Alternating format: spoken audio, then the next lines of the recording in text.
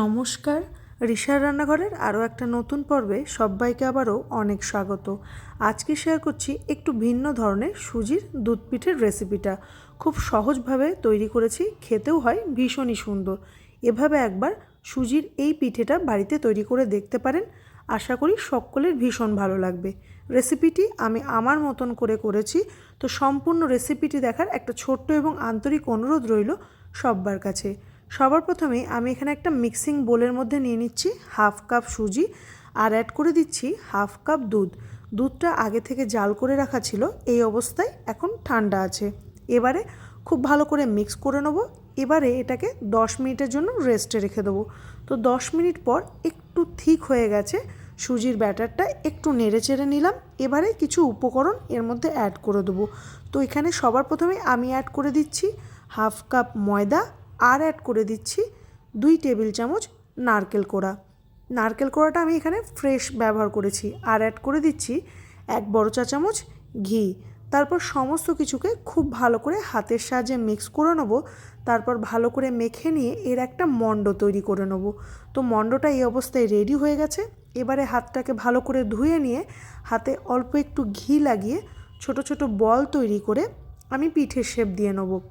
আমি এখানে একটা টেবিল চামচ ব্যবহার করেছি। তো টেবিল চামচের 1 টেবিল চামচ এই মণ্ডটা নিয়ে এভাবে হাতের সাহায্যে একটু গোল করে নিয়ে তারপর 2 তালুতে নিয়ে একটু লম্বাটে শেপ দিয়ে নেব, খুব ভালো করে চেপে চেপে। আপনারা চাইলে আপনাদের পছন্দ অনুযায়ী শেপটা এই পিঠেটাকে দিতে পারেন। তো এখানে আমি খুব ভালো করে একটু হাতের সাহায্যে ডলে ডলে নিয়ে এটাকে আমি লম্বা করে তৈরি করে নিচ্ছি। তো সেম প্রসেস ফলো করে আমি সমস্ত পিঠেগুলোকে তৈরি করে নেব। হাতের সাহায্যে একটু চেপে চেপে এভাবে পিঠেটাকে তৈরি করলে পিঠেটা ভালো হয়। পিঠের গাটা একেবারে যে স্মুথ তৈরি হবে তার কোনো মানে নেই। একটু ডলে নিয়ে এভাবে তৈরি করে নিতে পারেন, খুব সহজেই তৈরি হয়ে যাবে। তো সব পিঠেগুলো আমি তৈরি করে নিয়েছি। এবারে বেশ কিছুটা পরিমাণ রিফাইন তেল আমি গরম করে নিয়েছি। গরম তেলের মধ্যে এক এক করে পিঠেগুলো আমি দিয়ে দেবো।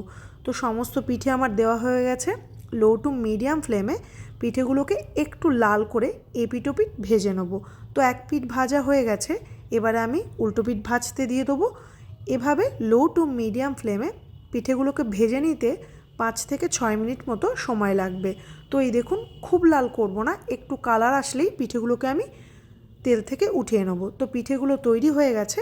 এবারে আমি দুধের মালাইটা তৈরি করব। তার জন্য একটা কড়াইয়ের মধ্যে নিয়ে নিচ্ছি 2 কাপ দুধ। দুধটা আপনাদের প্রয়োজন অনুযায়ী এখানে অ্যাড করতে পারেন। এবারে ফ্লেভারের জন্য আমি অ্যাড করে দিচ্ছি ছোটো এলাচ। তারপর সমস্ত কিছুকে খুব ভালো করে মিক্স করে নিয়ে আমি দুধটাকে একটু ভালো করে জাল করে নেব। তো 3 থেকে 4 মিনিট মতো আমি জাল করে নিয়েছি। আর এভাবেই খুন্তির সাহায্যে নেড়ে চেড়ে নেবো। আর যে সাইডে দুধটা লেগে যাবে সেটাকেও আমি একসাথে করে দুধের মধ্যে মিক্স করে নেবো। এবারে আমি এর মধ্যে অ্যাড করে দিচ্ছি হাফ কাপ খেজুরের গুড় বা পাটালি। আপনারা চাইলে এখানে গুড়ের পরিবর্তে চিনিটাকেও ব্যবহার করতে পারেন, বা হাফ চিনি হাফ গুড় দিয়েও এটাকে তৈরি করে নিতে পারেন। তো খুব ভালো করে মিক্স করে নিলাম। লো ফ্লেমে এটাকে আমি 2 থেকে 3 মিনিট মতো একটু ফুটিয়ে নিয়ে তারপর পিঠেগুলোকে অ্যাড করে দেবো। পিঠেগুলো ভাজা আছে, এবারে আমি অ্যাড করে দিলাম। পিঠেগুলো দিয়ে খুব ভালো করে আবারও মিক্স করে নিয়ে লো ফ্লেমে 5 থেকে 7 মিনিট মতো ফুটিয়ে নেব। তো এই দেখুন, আমি পিঠেগুলো অ্যাড করে দিয়ে এটাকে আমি ঢাকা দিয়ে দিচ্ছি 5 থেকে 7 মিনিটের জন্য। এই অবস্থায় গ্যাসের ফ্লেমটাকে আমি লোতে রেখে দেবো। তো এই দেখুন, 7 মিনিট পর পিঠেগুলো ভালো মতো সোক হয়ে গেছে। এবারে এগুলোকে আমি 2 থেকে 3 ঘন্টার জন্য রেস্টে রেখে দেবো। তো এখানে আমি 3 ঘন্টা পর পিঠেগুলোকে সার্ভ করছি। আপনারা চাইলে ওভারনাইটও পিঠেগুলোকে এভাবে রেখে তারপরে সার্ভ করতে পারেন, তাতে পিঠের টেস্ট আরও বেড়ে যায়। তো ঘরে থাকা অল্প উপকরণে সুজির দুধ পিঠের এই রেসিপিটা একবার হলেও বাড়িতে ট্রাই করে দেখতে পারেন। বাড়ির ছোট থেকে বড় আশা করি সকলের ভীষণ ভালো লাগবে। একটু ভিন্ন স্বাদের খেতে লাগবে, খেতেও হবে ভীষণই টেস্টি। এভাবে একবার রেসিপিটা বাড়িতে ট্রাই করে দেখতে পারেন। আমার রেসিপি আপনাদের ভালো লেগে থাকলে আমার চ্যানেলটিকে সাবস্ক্রাইব করে আমার পাশে থাকার অনুরোধ রইল সব্বার কাছে। ভিডিওটি দেখার জন্য অনেক ধন্যবাদ।